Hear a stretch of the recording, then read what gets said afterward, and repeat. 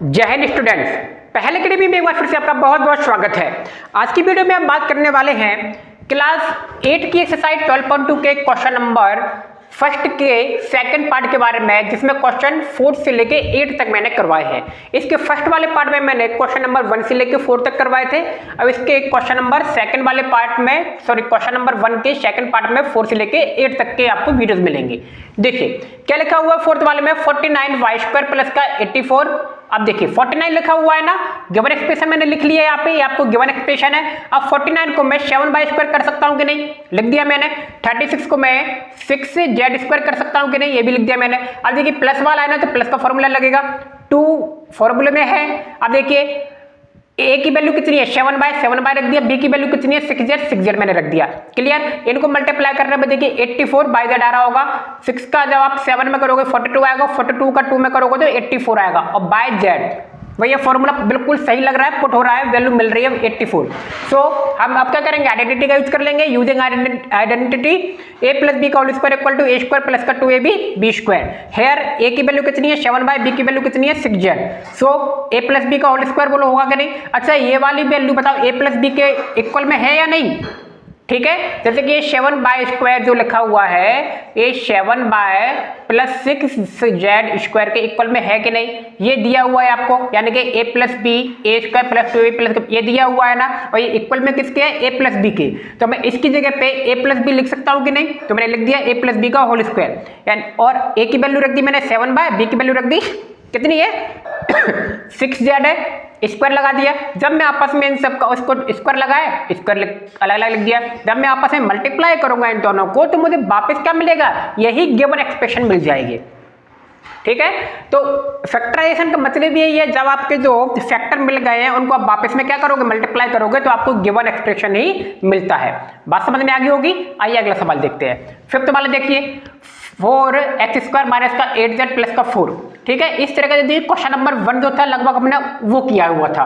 Given expression मैंने लिख लिया, ये दिया हुआ है। अब बताइए 4x² को मैं 2x² कर सकता हूँ, 4 को मैं 2 की पावर लिख दूं, x को भी पावर में लिख सकते हैं 2x पावर, 4 को मैं लिख दिया। अब देखिए 2 तो फॉर्मूला का आ गया ये, और ये कौन सा आ गई, ये 2x a की वैल्यू हो गई, और ये 2 क्या हो गई, b की वैल्यू हो गई। मल्टीप्लाई करने में 8 आ रहा है, देखिए आ रहा है 8x आ रहा है, यानी कि और माइनस लगा हुआ है, तो कौन सी आइडेंटिटी यूज करेंगे, माइनस वाली। Using identity a minus B का होल स्क्वायर, ए वाली आइडेंटिटी मैंने यूज कर ली। हेयर a इक्वल टू क्या दिया है हमें 2x, और b इक्वल टू दिया है 2। Clear. So a minus B का होल स्क्वायर फॉर्मूला है ये, a की वैल्यू रख दी हमने यहाँ पे b की वैल्यू रख दी, तो ये हमारा क्या आ गया, आंसर आ गया। क्लियर, बात समझ में आ गई होगी।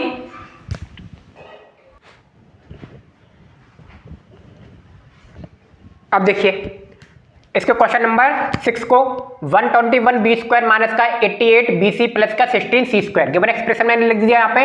अब देखिए 121 किसका स्क्वायर होता है, 11 का स्क्वायर होता है, तो 11b का होल स्क्वायर।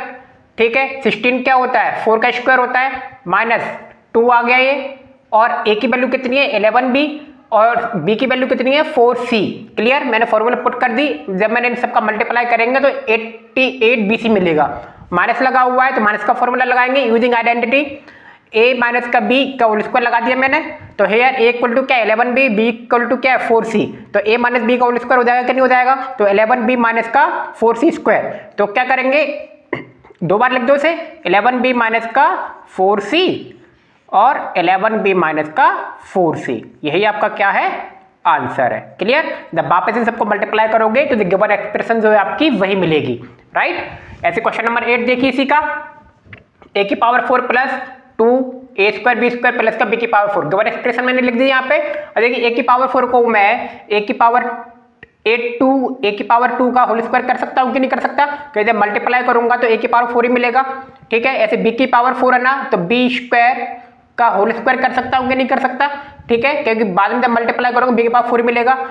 अब देखिए फॉर्मूले में 2 था, 2 लिख दिया। a की वैल्यू क्या है हमारे पास, a² है, और b की वैल्यू क्या है, b² है। तब मल्टीप्लाई करेंगे 2a² b² ही मिलेगा। ठीक, प्लस लगा हुआ है, तो कौन सी आइडेंटिटी, प्लस वाली। Using identity a plus B का whole square equal to a² plus का 2ab प्लस का b²। यहाँ पे a क्या है, a की वैल्यू क्या है हमारे पास, a² है। क्लियर। और b की वैल्यू क्या है हमारे पास, b²। So a plus B का होल स्क्वायर आएगा, तो a की जगह क्या रख देंगे, a² b की जगह b²। क्लियर। स्क्वायर लगाना, 2 बार लिख दिया, ये हमारा आंसर है। आपको समझ में आ रहा है कि ये a plus B whole square हमने क्यों लिखा? क्योंकि देखिए ये वाली वैल्यू a प्लस बी के होल स्क्वायर के बराबर है ना, यानी कि ये वाली जो वैल्यू दी है आपको, ये वाली वैल्यू ये किसके इक्वल में है? a प्लस बी के होल स्क्वायर के इक्वल में है कि नहीं, यानी कि a स्क्वायर प्लस के बी स्क्वायर के स्क्वायर के इक्वल में है कि नहीं, यानी कि ये वाली वैल्यू जो दी है a स्क्वायर प्लस का b का स्क्वायर का होल स्क्वायर के बराबर में है। ठीक है, इसलिए हमने इस तरीके से लिखा हुआ है। तो सवाल समझ में आ गए होंगे, ऐसे मैं आपसे लोगों से उम्मीद करता हूं। तो मिलते हैं नेक्स्ट वीडियो में, आप सभी को बहुत बहुत धन्यवाद, थैंक यू।